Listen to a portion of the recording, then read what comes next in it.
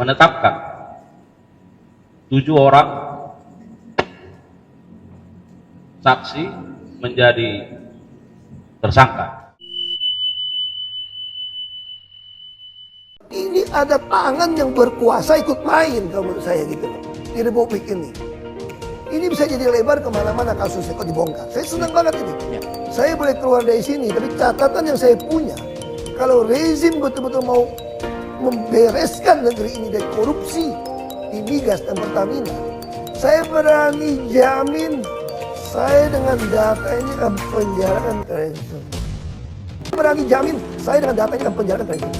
Kita bersihkan, kita tegakkan, pokoknya membela kepentingan rakyat.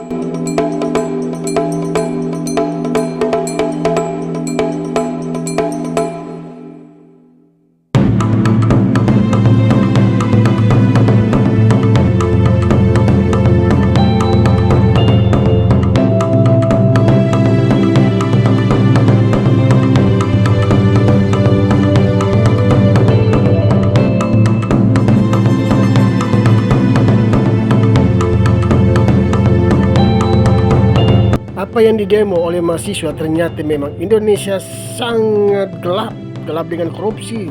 Dari ke-7 tersangka ini mereka akan melibatkan beberapa orang lagi dan banyak, dan mungkin bukan hanya 7, bahkan 9, 12 dan bahkan 20.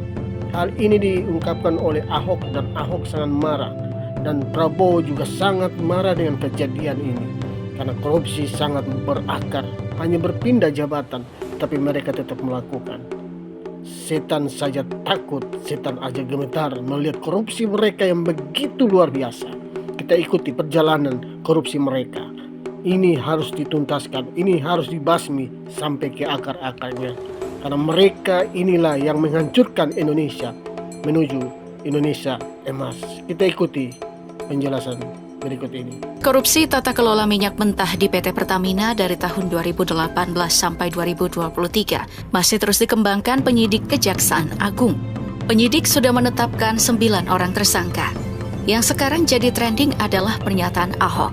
Ada kemungkinan menurut Ahok, BPK juga bermain dalam kasus ini. Berarti bisa akan melebar kemana-mana. Ini kasus bukan cuma si Rifa Siahan Patraniaga kok. Saya kira oknum BPK bisa terlibat. Tapi, bagaimana sebenarnya duduk perkara kasus ini? Yang mesti diperjelas, kasus ini terjadi di lingkup PT Pertamina Subholding atau anak perusahaan dan kontraktor kontrak kerjasama. Dalam hal ini, Dirut PT Pertamina, Simon Aloysius Mantiri, minta maaf atas kasus yang menyeret sejumlah pejabatnya.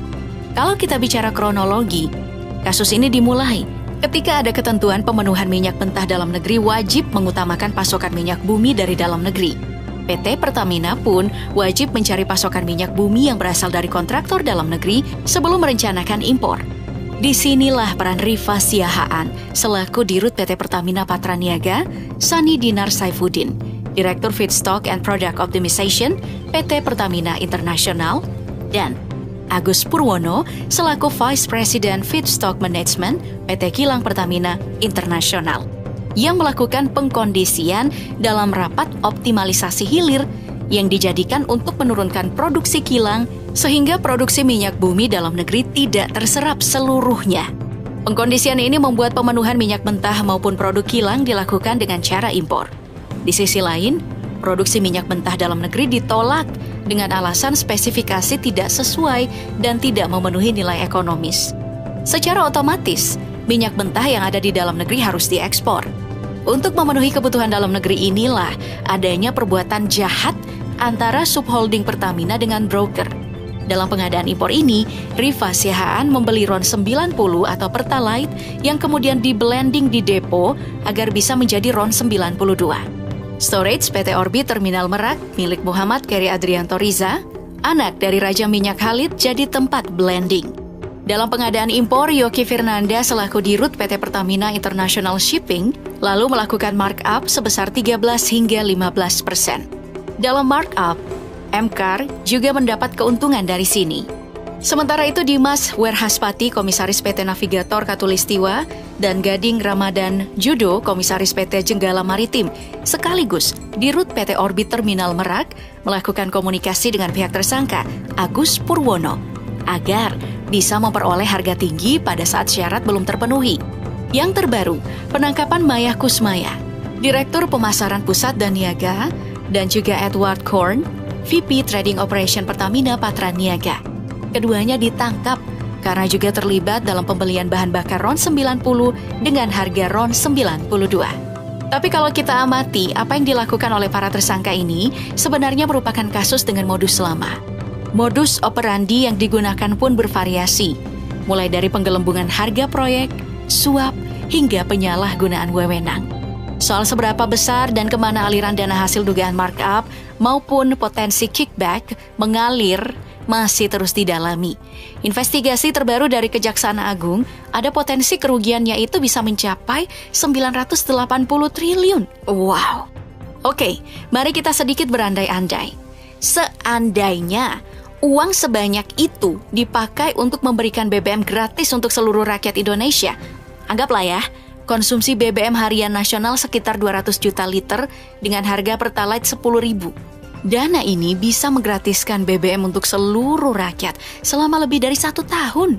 Atau ya, jika setiap orang miskin ekstrim diberi 500.000 per bulan, dana ini bisa membantu 155 juta orang miskin selama setahun penuh. Hampir setara dengan setengah populasi Indonesia. Artinya, dana ini cukup untuk mengentaskan kemiskinan ekstrim di Indonesia berkali-kali lipat.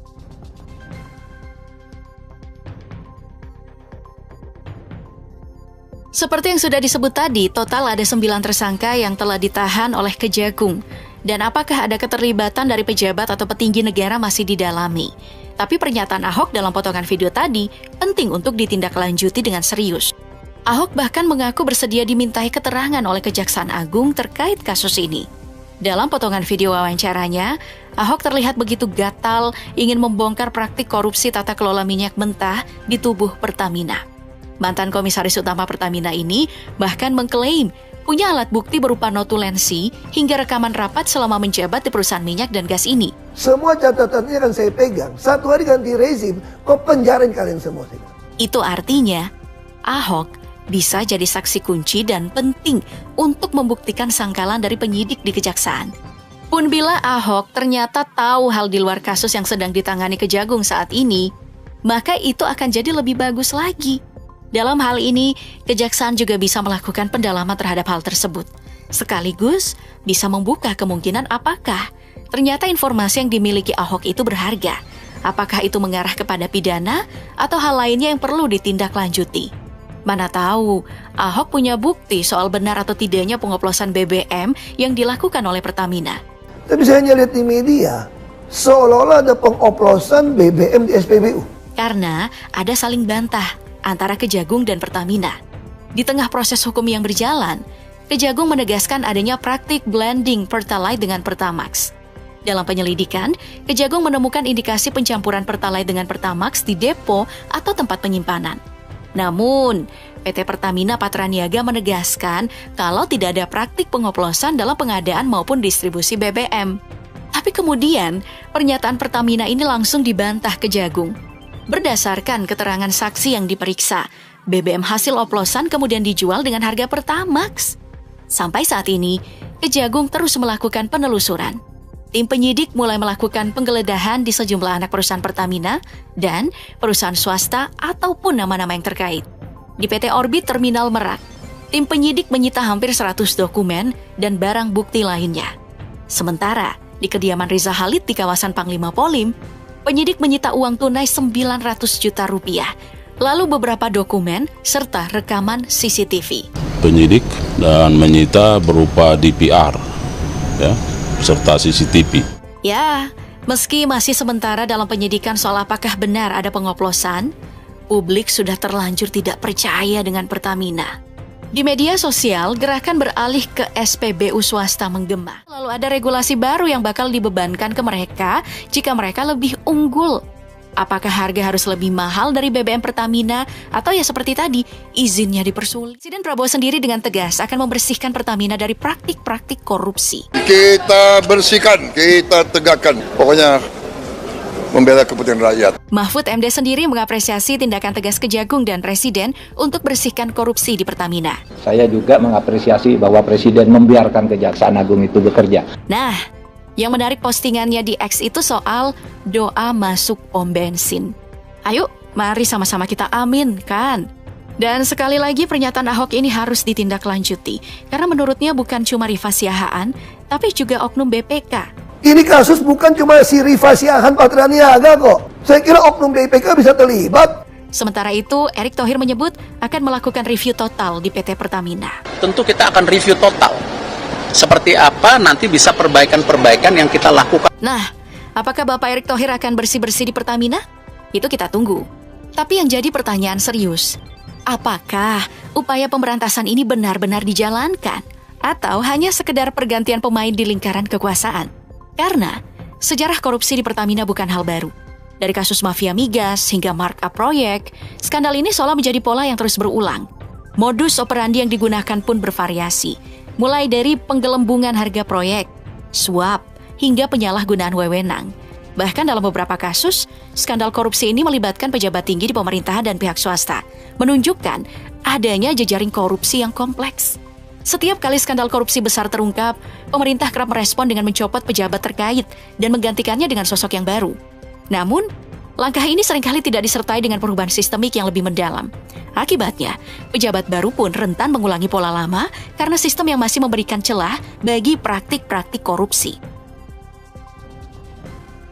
Ya, korupsi harus dituntaskan, dimiskinkan sampai ke 7 turunan. Dibasmi.